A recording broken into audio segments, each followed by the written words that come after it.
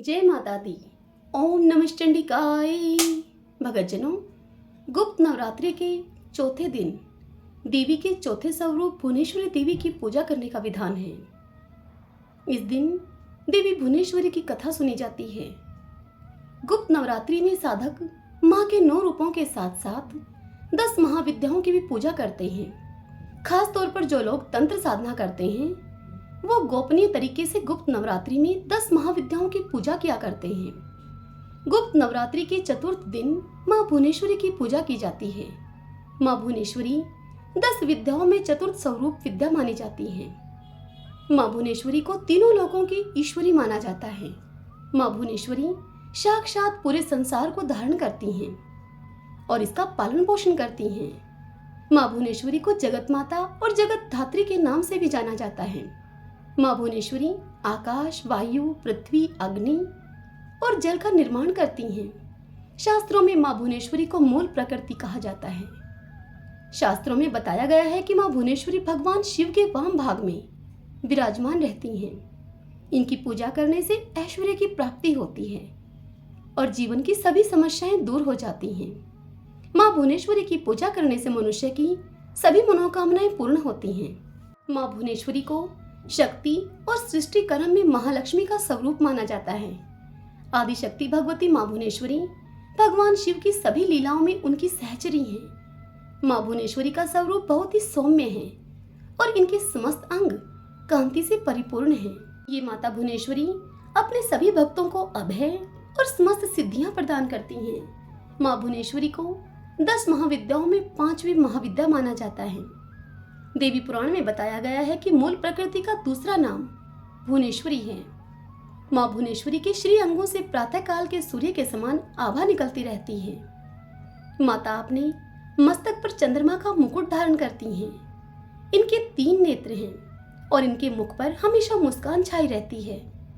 माता भुवनेश्वरी देवी के हाथों में पाश, अंकुश, वरद और अभय मुद्रा विराजमान रहते हैं। आइए अब जानते हैं गुप्त नवरात्रि में मां भुवनेश्वरी की पूजा कैसे करें। तो देखिए, गुप्त नवरात्र में मां भुवनेश्वरी की पूजा करने के लिए सबसे पहले स्नान करने के बाद स्वच्छ वस्त्र धारण करें। अब किसी एकांत कमरे या अपने घर के पूजा कक्ष में पूर्व दिशा की ओर मुख करके बैठ जाएं। पूजा में बैठने के लिए हमेशा सफेद ऊनी आसन का प्रयोग करें। अब अपने सामने एक लकड़ी की चौकी रखकर उस पर गंगाजल छिड़ककर उस चौकी को शुद्ध कर लें। अब चौकी पर सफेद रंग का कपड़ा बिछाकर उस पर एक प्लेट रखें। उस प्लेट में रोली से त्रिकोण का निर्माण करें। अब इस त्रिकोण में अखंडित चावल भर दें। अब इस चावलों के ऊपर सिद्ध प्राण प्रतिष्ठा युक्त भुवनेश्वरी यंत्र की स्थापना करें। अब भुवनेश्वरी यंत्र के समक्ष चावल की 10 ढेरियां बनाएं और इन ढेरियों के ऊपर 10 लघु नारियल रखें। अब सभी नारियल पर रोली का तिलक लगा दें। इसके पश्चात भुवनेश्वरी यंत्र के समक्ष शुद्ध घी का दीपक प्रज्वलित करके और यंत्र का पूजन करें और फिर माता का ध्यान करें। अब अपने दोनों हाथ जोड़कर मां भुवनेश्वरी का सच्चे हृदय से ध्यान करके धूप, दीप, चावल, पुष्प से पूजा करें और फिर भुवनेश्वरी महाविद्या का मंत्र जाप करें। माता भुवनेश्वरी के मंत्रों का जाप हमेशा सफेद हकीक की माला से ही करें। आप चाहें तो मां भुवनेश्वरी की पूजा किसी शिव मंदिर में जाकर भी कर सकते हैं। इसके लिए सबसे पहले किसी भी शिव मंदिर में जाकर षोडशोपचार के द्वारा मां भगवती भुवनेश्वरी का पूजन करें। अब गाय के घी का दीपक जलाएं और कपूर जलाकर धूप करें। मां भुवनेश्वरी को सफेद फूल, चंदन, चावल और इत्र अर्पित करें। अब दूध और शहद चढ़ाएं और साथ ही मां भुवनेश्वरी को मावे का भोग लगाएं। इसके बाद माता भुवनेश्वरी के मंत्र से 108 बार जाप करें। माता भुवनेश्वरी का मंत्र है ओम श्री भुवनेश्वराय नमः। इस मंत्र से 108 बार जाप करें। मां भुवनेश्वरी की पूजा संपन्न करने के बाद इन पर चढ़ाए गए भोग को किसी भी स्त्री को भेंट कर दें।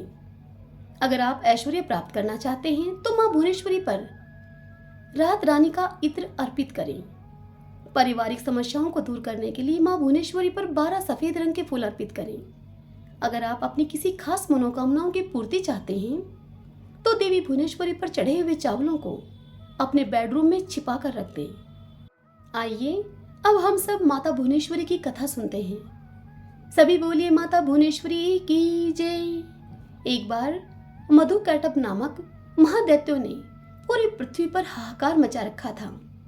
तब सभी देवता मिलकर भगवान विष्णु के पास गए और वहां जाकर उनको अपनी निद्रा का त्याग करने के लिए उनसे प्रार्थना करने लगे ताकि भगवान विष्णु जल्दी से उठकर मधुकैटभ को मारकर उन सब देवताओं की रक्षा करें। भगवान विष्णु ने निद्रा का त्याग किया और जागृत हुए तथा उन्होंने 5000 वर्षों तक मधुकैटभ नामक दैत्यों से युद्ध किया। बहुत अधिक समय युद्ध करते हुए भगवान विष्णु अब थक गए, क्योंकि इतने समय तक वह अकेले ही उन महादैत्यों से युद्ध कर रहे थे। अंत में उन्होंने अपने अंतःकरण की शक्ति योगमाया आदा शक्ति से सहायता के लिए प्रार्थना की। तब देवी ने उन्हें आश्वस्त किया कि वे उन दोनों दैत्यों को अपनी माया से मोहित कर देंगी।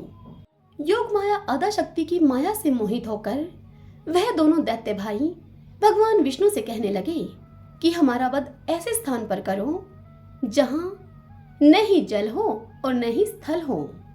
उनकी इस बात को सुनकर भगवान विष्णु ने उन दोनों दैत्यों को अपनी जांघ पर रखा और फिर अपने चक्र से उनके मस्तक को उनके धड़ से अलग कर दिया। इस प्रकार उन्होंने मधुकैटभ का वध कर दिया, परंतु वे केवल निमित्त मात्र ही थे।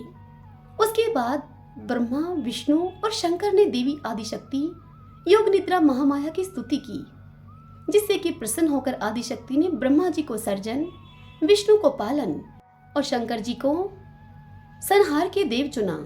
ब्रह्मा जी ने देवी आदिशक्ति से यह प्रश्न किया कि अभी चारों ओर केवल जल ही जल फैला हुआ है, पंच तत्व, गुण, तन्मात्राएं और इंद्रियां कुछ भी व्याप्त नहीं हैं, तथापि तीनों देव शक्तिहीन हैं। देवी ने मुस्कुराते हुए उस स्थान पर एक सुंदर विमान को प्रस्तुत किया। तदंतर तीनों देवताओं के विमान पर बैठने के बाद अद्भुत चमत्कार देखने का उनसे देवी ने आग्रह किया। तीनों देवों के उस विमान पर आरूढ़ होने के पश्चात वह देवई विमान आकाश में उड़ने लगा और उड़कर ऐसे स्थान पर जा पहुंचा जहां पर जल नहीं था। वह विमान वायु की गति से चलने लगा तथा एक सागर के तट पर जा पहुंचा। वहां का दृश्य अत्यंत मनोहर था और अनेक प्रकार के पुष्प वाटिकाओं से वह सुसज्जित था। तभी वहां देवों ने एक पलंग पर एक दिव्यांगना को बैठे हुए देखा। देवी ने रक्त पुष्पों की माला और रक्तांबर धारण कर रखा था। वर, पाश, अंकुश और अभय मुद्रा धारण किए हुए देवी भुवनेश्वरी त्रिदेवों के सम्मुख दृष्टिगोचर हुई, जो कि सहस्त्रों उदित सूर्य के प्रकाश के समान कांतिमान थी। ये सब देखने के बाद भगवान विष्णु ने अपने अनुभव से शंकर तथा ब्रह्मा जी से कहा कि ये साक्षात देवी जगदम्बा महामाया है और इसके साथ ही यह देवी हम तीनों और संपूर्ण चराचर जगत की कारण रूपा है। तीनों देव भगवती भुवनेश्वरी की स्तुति करने के निमित्त उनके चरणों के निकट गए।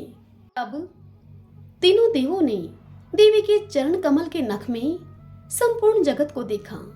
ये सब देखने के बाद त्रिदेव यह समझ गए कि यह देवी संपूर्ण ब्रह्मांड की जननी है।